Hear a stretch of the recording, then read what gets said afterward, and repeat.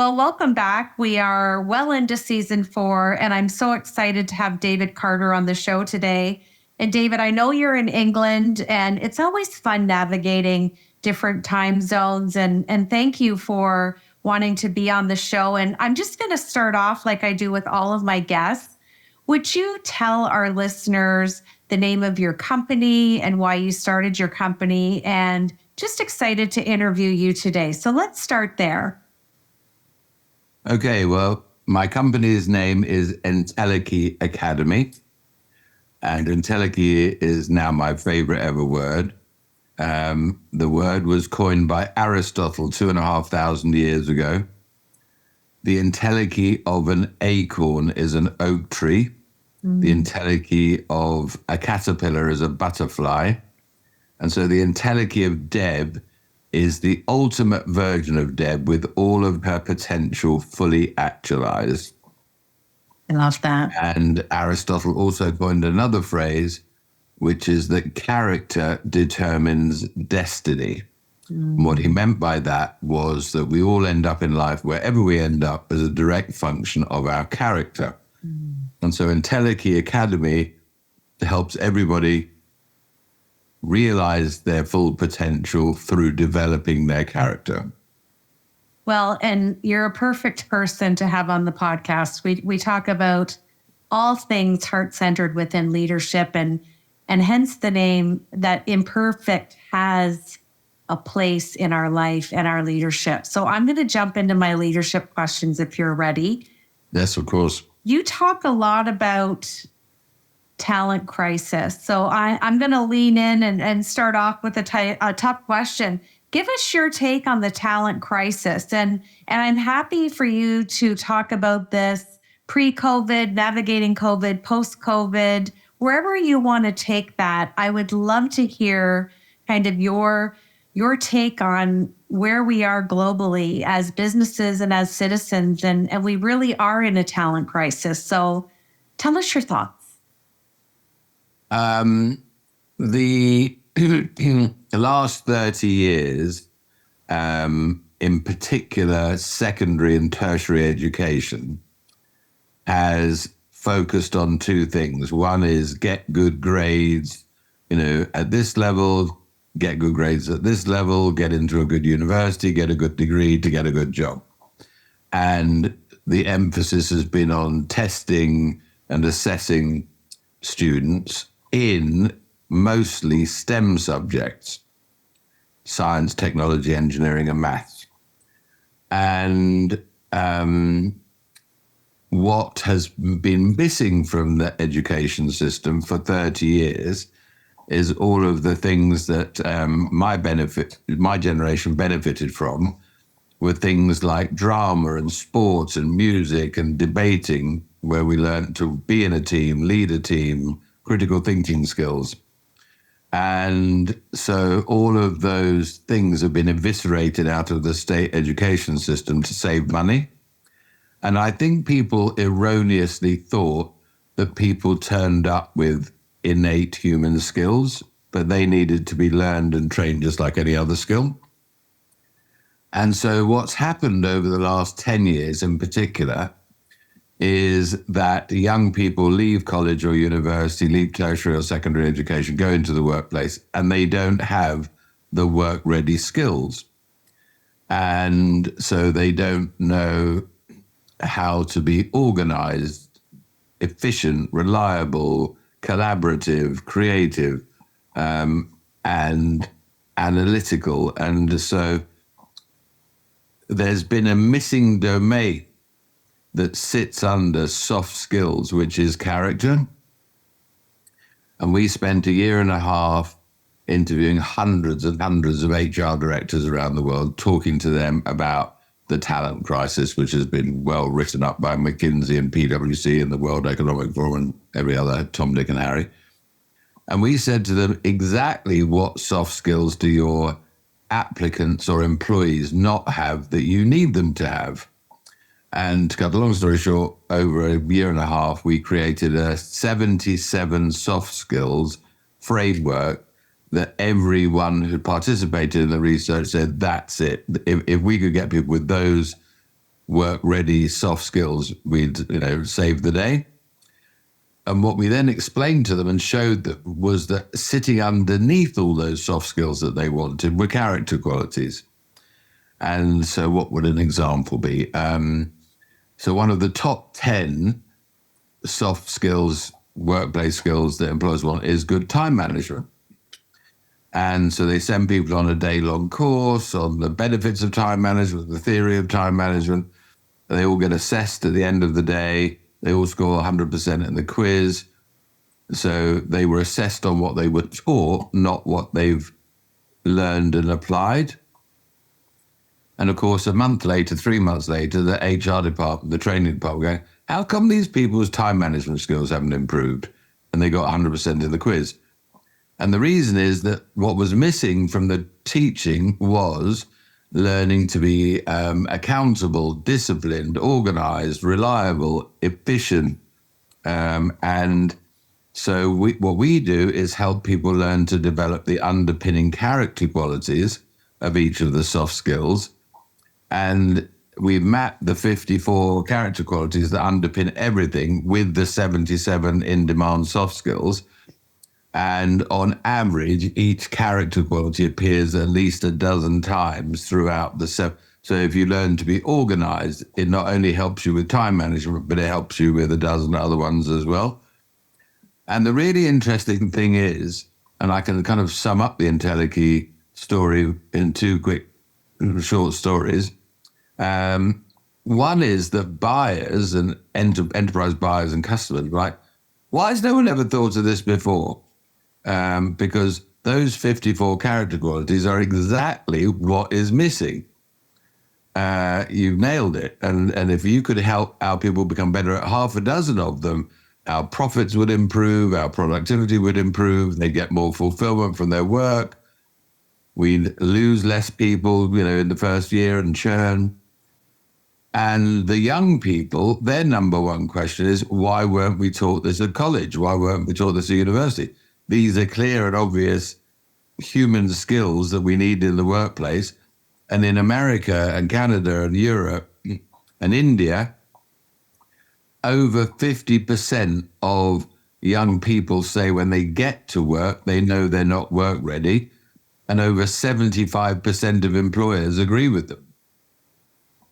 So phenomenal statistics, isn't it?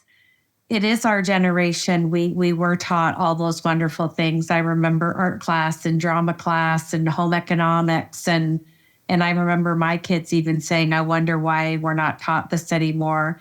And it's like going to a conference and you get that beautiful curriculum and you listen all day and you're all excited and you have this newfound knowledge and it becomes knowledge that sits on the shelf because there's been no practical application. And I'm so glad that you framed it in that context, because the young people have their beautiful degrees or diplomas or whatever you said from the different types of, education that they did do.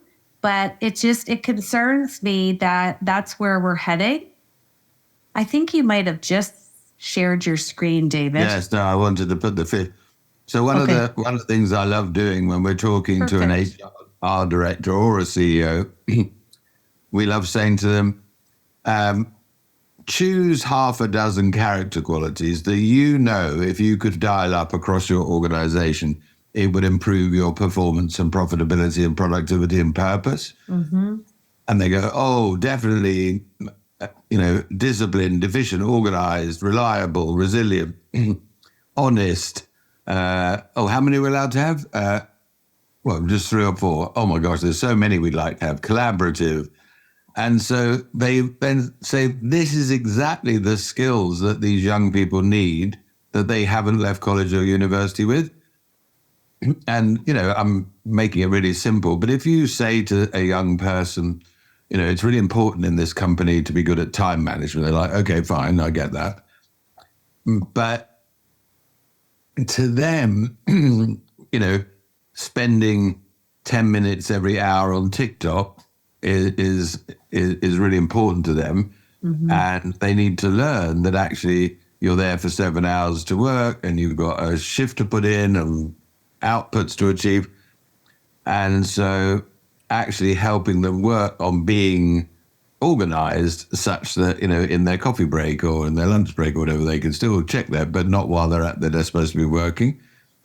And so at the end of the day, going back to the comment that most young people say, why weren't we ever taught this at college? They look at these and think, I can figure out now that my line manager's good at these, the CEO's good at these, the C-suite's good at these. And if I want to get to the top, I better learn some of these. Because if I don't, I'm going to get left behind. And, one of the things that I love about our business, I love everything about it, but we're using artificial intelligence in our business to develop human intelligence. And so we're helping people reconnect with their innate humanity by using some AI technology. Because going back to Aristotle, we all end up wherever we end up in life as a direct function of our character, whether it's as an employee or a spouse or a parent or a friend or a sibling. And so the quality of our life exponentially increases if we learn how to consciously dial up our character. And one of the most frequently asked questions I get when I do a talk is, oh, I thought your character was fixed and, you can't change it. Well, you might not be able to change your birth sign or your Myers-Briggs profile or your color insights profile or disc profile, but you can sure as hell improve your performance in any one of those 54 character qualities. And we, as a whole company, as a whole team, we all work on one personal and one professional character quality every week. And you can keep it for another 2 or 3 weeks or months if you're still working on it. And one of my favorite stories was a few months ago. We hired a senior salesperson, and he chose to work on being disciplined as his professional choice and kind as his personal choice.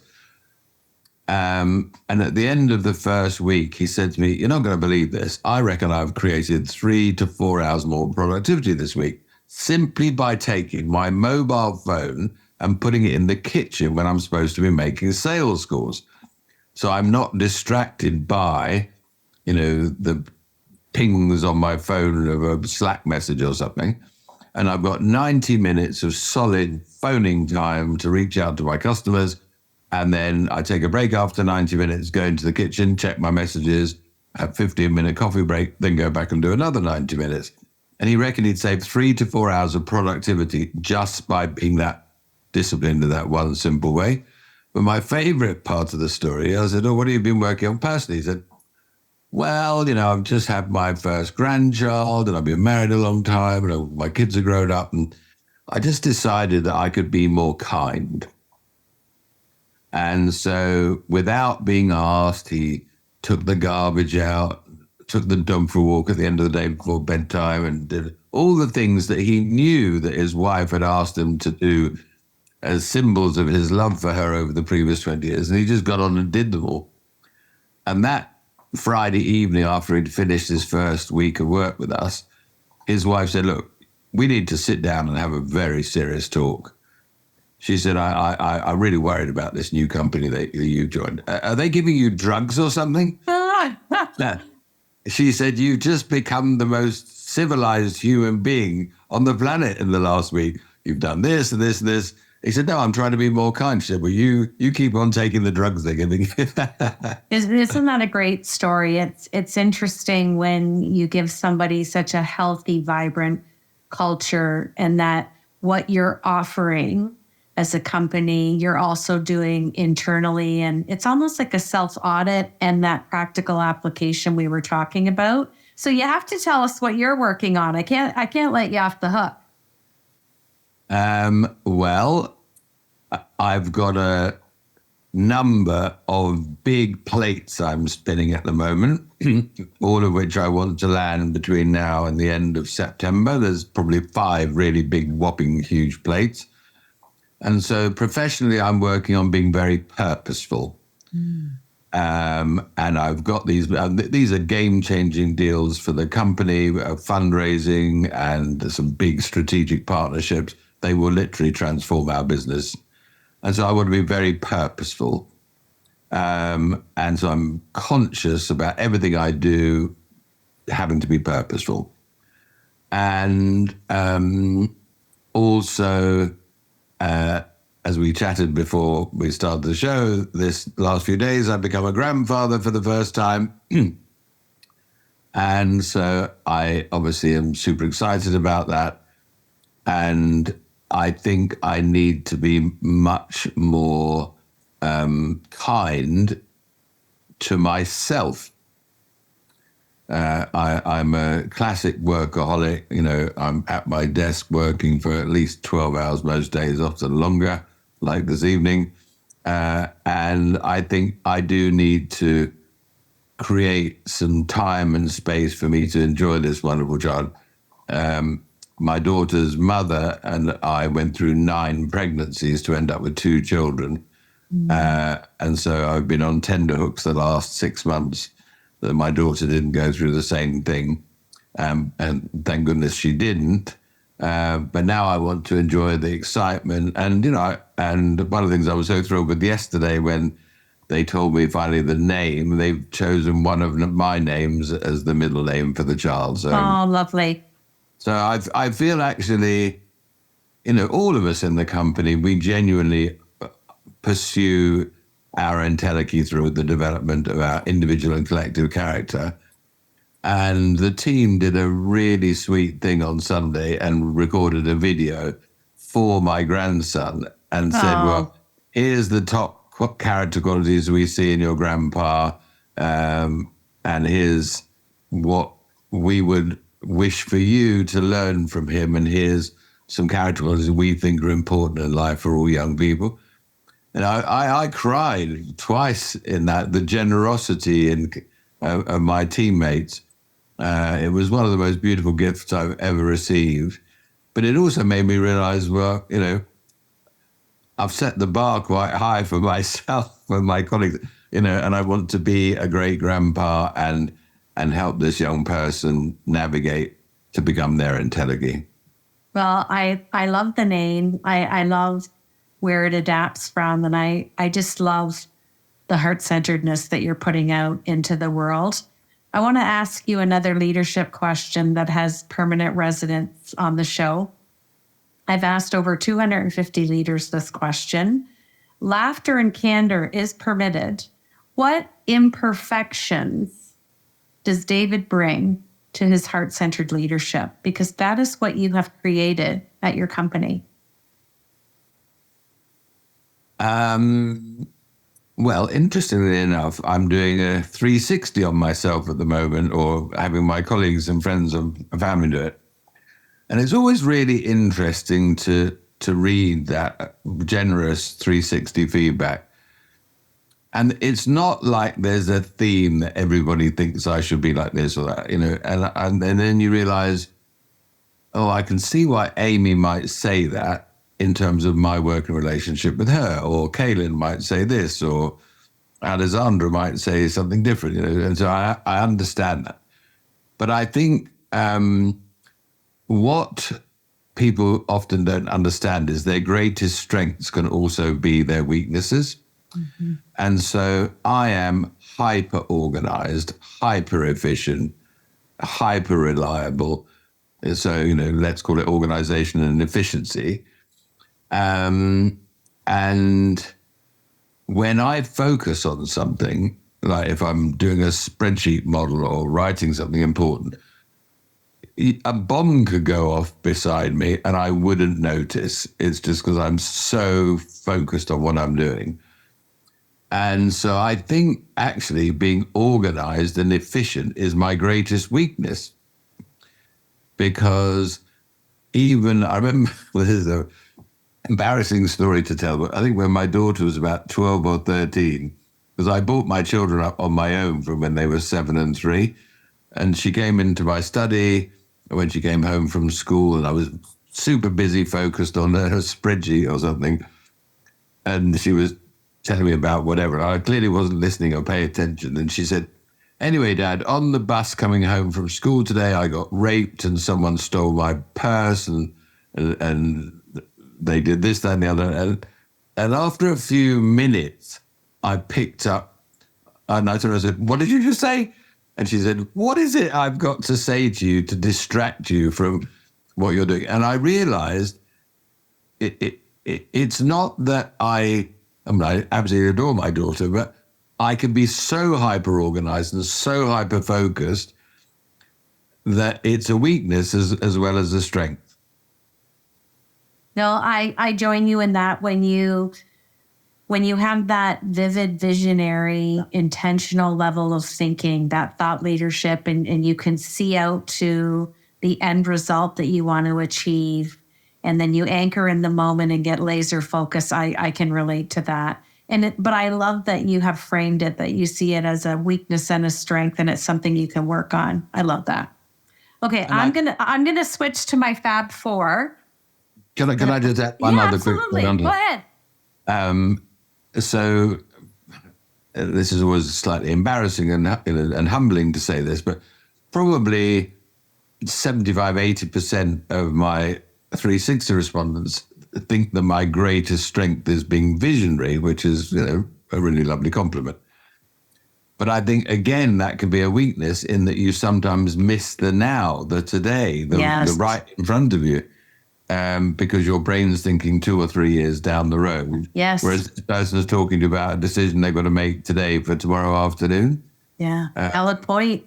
And a lot of leaders and entrepreneurs, it's really an achieved outcome that you have to work at, because you need to have that level of thought leadership and intentional thinking. But sometimes you can miss out on some beautiful things if you're not in the present moment. So that's music to my ears to hear you say that. Sorry, anyway, I interrupted you. I liked it. It was good. Okay, my Fab Four. I'm going to ask you 4 questions. We want to know what's on the top of that brilliant mind. So whatever pops into your head first is what we want to hear. So my first question is, do you have a leadership word? Or is there a leadership language, a phrase, or a sentence that if you had to audit yourself, what is something you say all the time to your team? Is this our best thinking? I love that. That's a really great question, reflective question.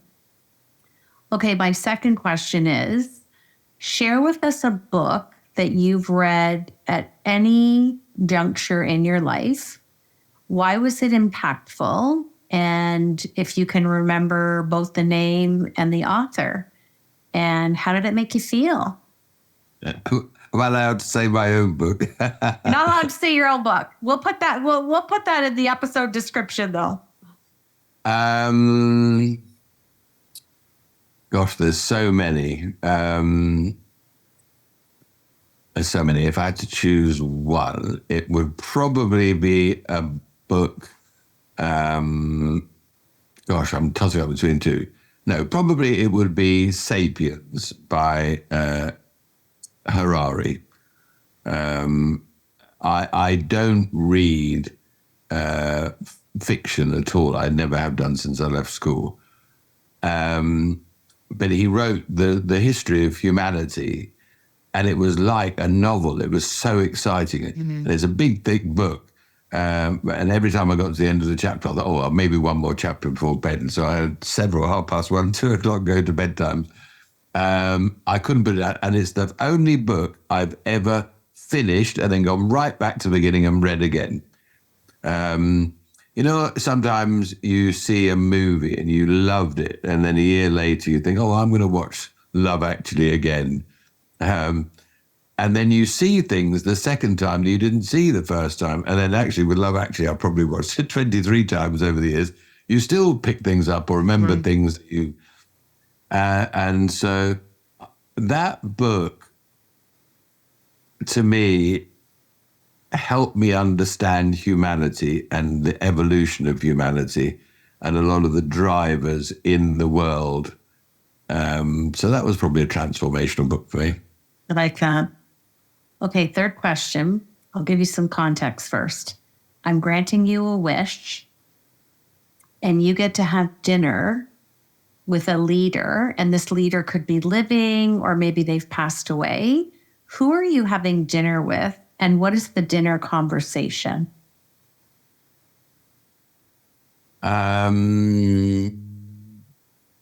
That's actually quite an easy one for me. And it's someone alive or I have been a complete devotee and fan and have read everything and watched everything in the last 3 or 4 years, the work of Dr. David E. Martin. And he has got a brain the size of a planet, but he's so articulate in his delivery, and he makes the most complex topics seem easily understandable by the average person. He's a genius.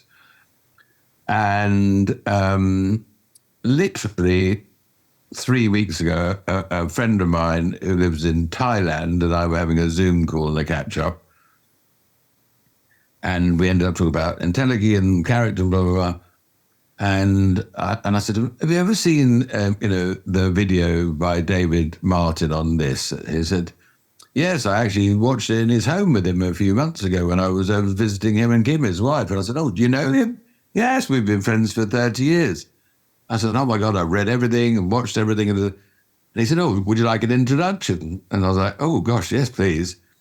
And anyway, literally the next day, I get an email from Dr. David E. Martin, my Uber hero, inviting me to a Zoom call for half an hour on the Friday afternoon. And we ended up on the phone for an hour and 40 minutes. And right at the very end, I said, I'm now going to change my answer to that question about who would you like to invite for dinner.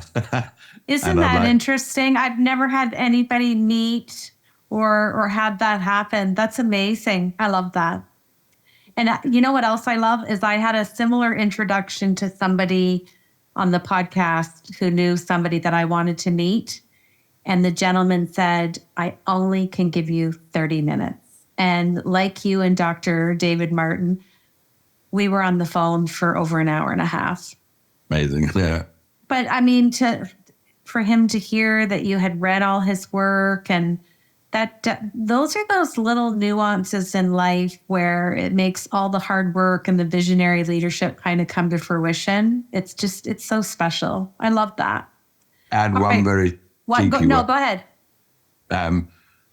I would also love to have dinner with my Maori auntie, who sadly passed away a number of years ago. Mm-hmm. My auntie Winnie, and underneath my desk at the moment is Winnie the Black Lab, and so I named. And she was an amazing story, and she's the greatest leader I've ever met in my life. When she was dying of cancer, literally 1,200 people came to her home to pay their respects in the Maori tradition. Wow. And these were chief executives of the Bank of New Zealand, the Minister of Justice, and she was a kindergarten reception class teacher throughout her entire career. And all these people came to pay their respects to someone. And if you define leadership as the number of followers you've got, she was clearly the most influential leader that all of the leaders of that country had ever met. And she was the most humble, kind, caring, thoughtful person who was devoted to her work to help young people to love to learn. Lovely. So she was a real inspiration to me. It's lovely. Well, I'm gonna ask you to close out the show by finishing a sentence for me. Sure.